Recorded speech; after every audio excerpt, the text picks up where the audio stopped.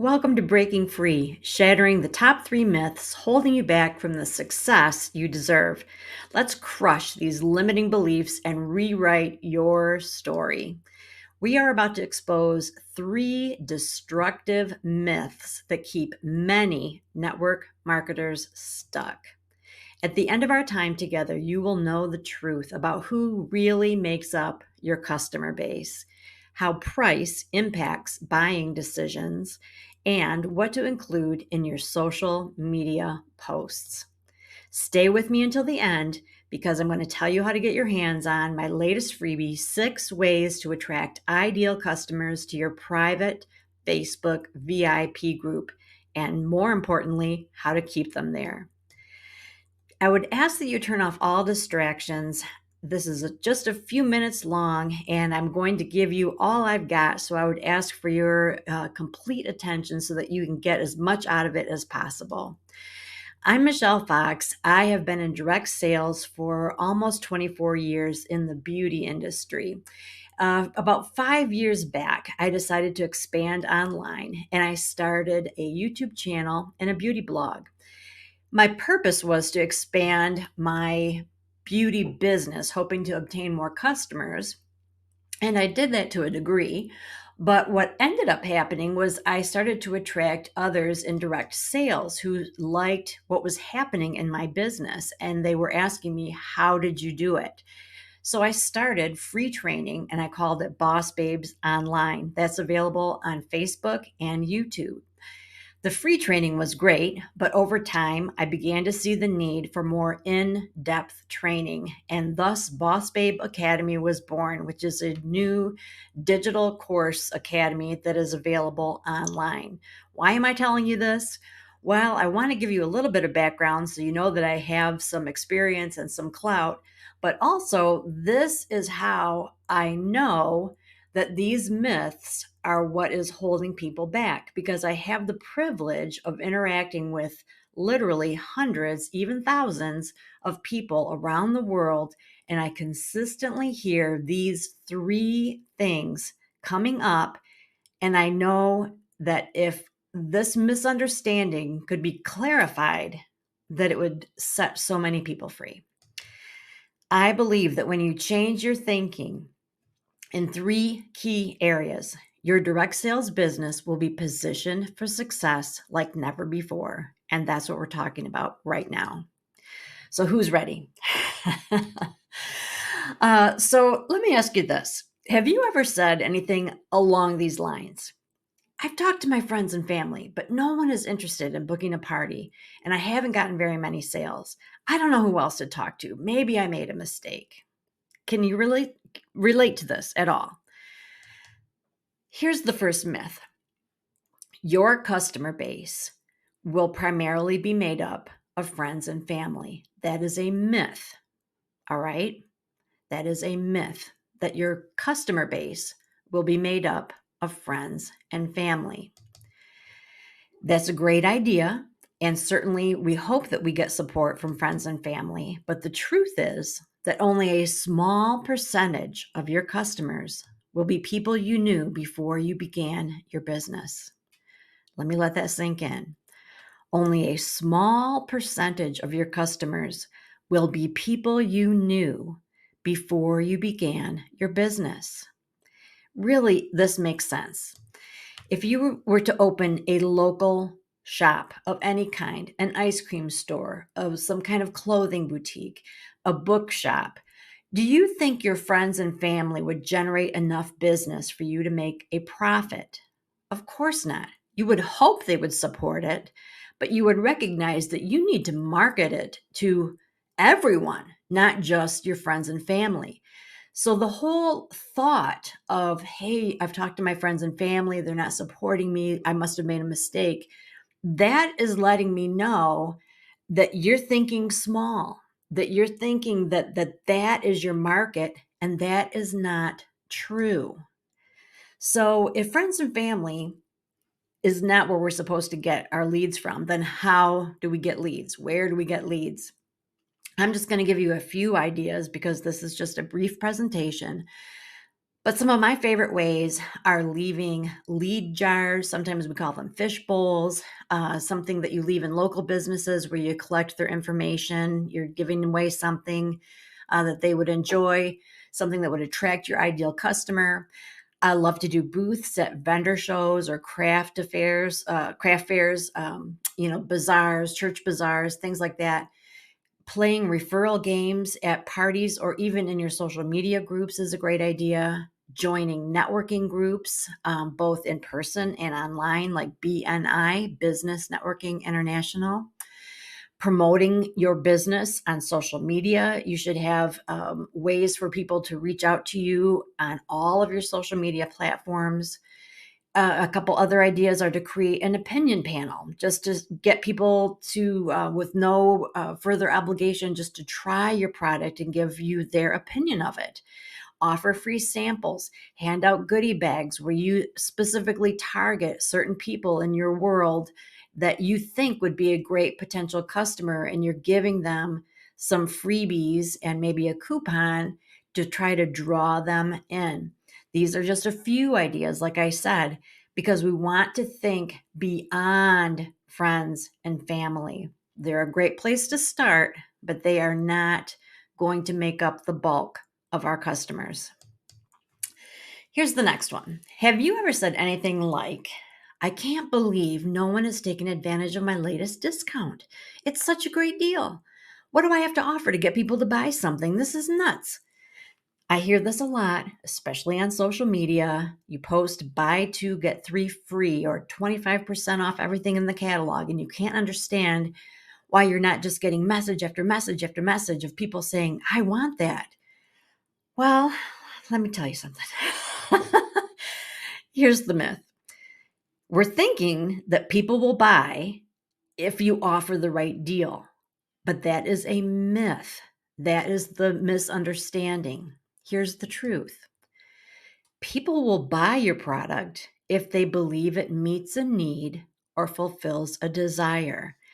Now, I'm not saying price is not a factor, but the primary decision maker, the primary thing that attracts them or grabs their attention, that pushes them to the point of deciding that, yes, this is something I'm interested in, is what does it do for me?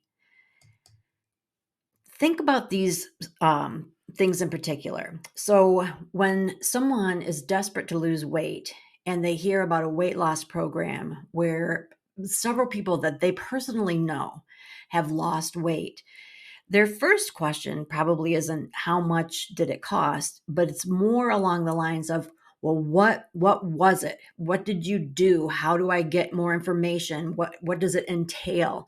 They want to know, if is this true? Is this real? If this can actually provide that desire, this strong desire that I have for losing weight, I'm all in.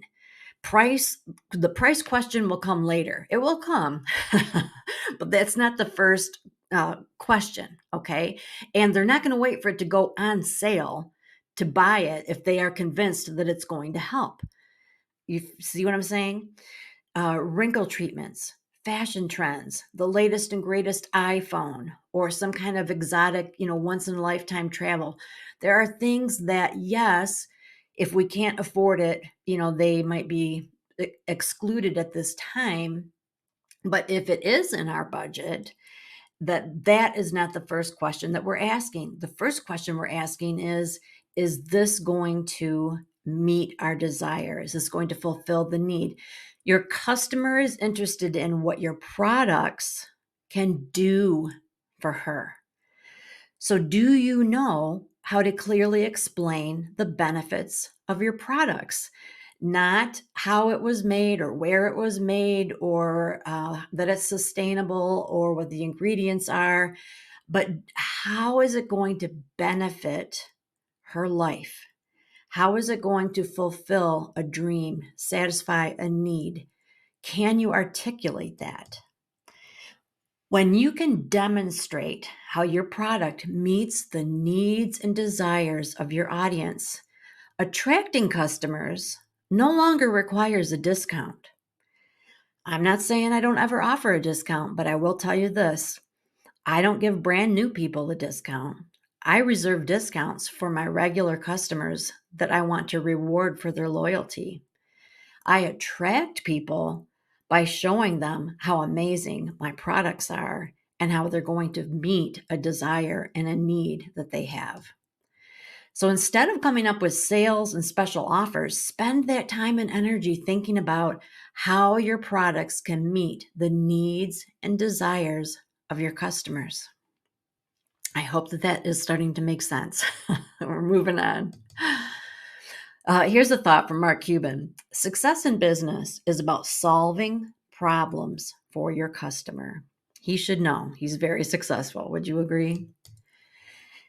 Let's think about this one. Have you ever said or thought, I don't know if posting on social media is worth the time it takes. I post something about one of our products every single day, but I don't get any sales from it. So picture this. You get on your website for your company and you find a beautiful picture, full color picture of a product. And so you post it and you give all of the accolades about the product. Maybe you even give a discount or some kind of special offer. And you hear crickets and you're thinking, what could possibly be the problem? Have you ever thought along those lines? Well, that is revealing a myth that you are believing. Social media posts should be about my company and my products. It's a very common myth. How do I know? Because I see it all the time. People constantly post about their company using their company name, company logo, company jingles and colors and product. Buy my stuff, buy my stuff, buy my stuff. Guess what? Posting information about your company and your products can actually turn people away. Yes, it's true. We don't like to think it, but it is absolutely true. Because think about it.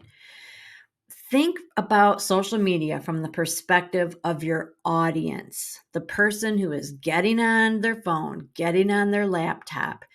What are they looking for?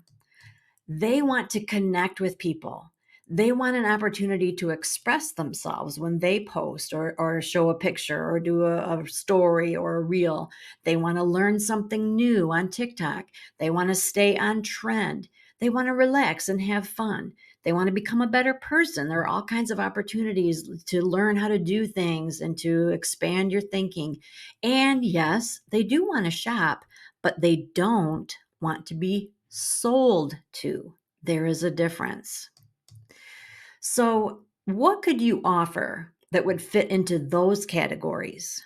So, instead of just here's my product and here's a whole bunch of details about my product, what if you offered some interesting tips and tricks that you know because you're an industry insider, but the average person probably doesn't know?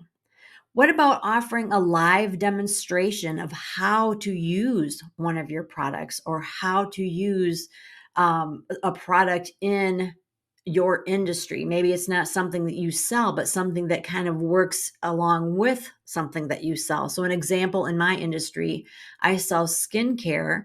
So, I might demonstrate how to use a rose quartz roller to massage in a skincare serum. You can give product recommendations. And what is a great idea is not to limit it to what you sell, but to kind of broaden it so that you have a little more credibility. You want to offer inspirational stories, things that you can tell, but also just inspirational quotes or stories from your customers. Games are great, but bottom line, you just want to offer your friendship. You want to offer a relationship. You want to be a person that they can relate to and connect with. So think like this, think like an influencer, not a salesperson. Why do we get on an influencer's account? It's guess what? They're selling stuff. Okay. Anytime they talk about a product and they say the link is in the description of this video, they make money. Don't be naive. Okay.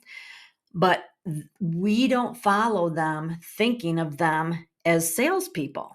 We follow them because we like them. We like their style. We want to be part of their lives.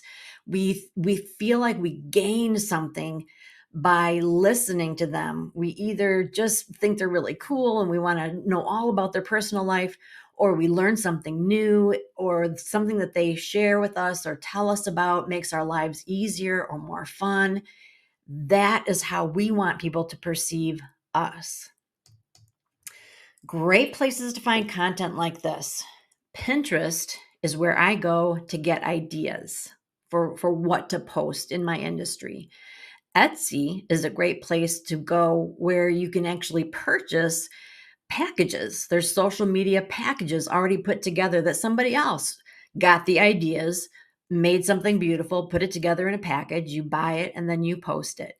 Or you can go to Canva and use the templates there to make your own. All very, viable options. Another great idea is to simply follow other leaders in your field.